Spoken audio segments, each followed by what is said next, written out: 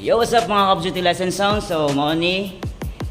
So, eto yung setup natin ngayon. Bali, gumamit tayo ng line array speakers. Ayan. So, ito yung line array speakers natin guys, dalawa. Tapos, meron tayo ditong subwoofer. Ayan guys. So, D18 yan na DIY. Medyo pangit nga lang guys kasi medyo na. Anyway, dalawang subwoofer to, nasa gilid yung isa. Ayan. So ito lang yung main speakers natin, dalawang line array. Maliit lang naman yung area, hindi naman gano'ng kalakihan, pero maganda dito guys. Ayan. So meron tayong monitor speaker dito para sa host mamaya, at saka kung gusto dito pumesto yung kakanta. So maganda to.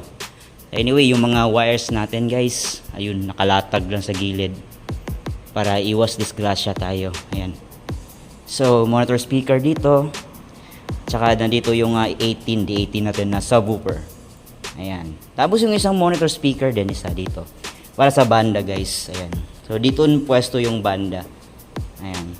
So nandito yung booth natin. Yan, yung assistant natin. Yan, Sir Vince. Alright. So yung connection natin guys, dalawang main out yung ginamit natin sa mixer.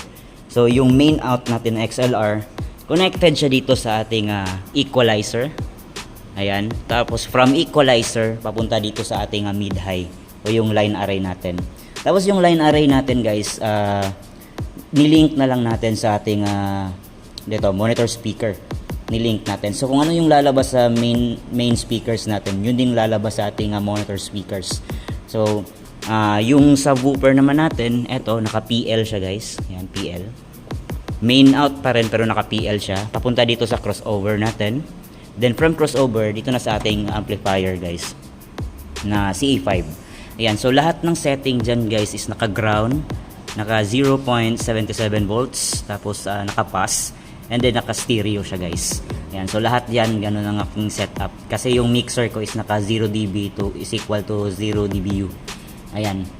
So yun yung setup guys. Usually kino-connect ko yung subwoofer ko sa sa auxiliary. But this time, parang diretso ko na. Ako na yung bahala mag-adjust ito sa frequency ng microphone mamaya.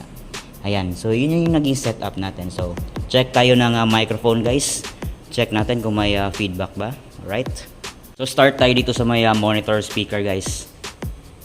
Hello, check, testing, mic check. 1, 2. Check, testing. Yan, merong feedback konti. But kakat na lang natin yan sa equalizer natin konti mamaya. Alright. Check. Alright, so dito tayo sa may monitor speakers. Yan. Hello, check, testing, mic check. 1, 2. Check. Yan, wala katagilid tayo. Hello, check, testing. Sa likod. Check, testing, mic check. 1, 2. So mamaya babaguhin na natin yung reverb natin. Depende sa klase ng banda. Anyway, ito yung sound check. Hello, sound check, testing. Dito tayo sa may line array speakers. Hello, check, testing. Mic check, 1, 2. Check, hello, check, testing. Check, testing, mic check, 1, 2. Check, testing. Check, testing, mic check. Alright. Okay, so far guys, okay na yung setup natin.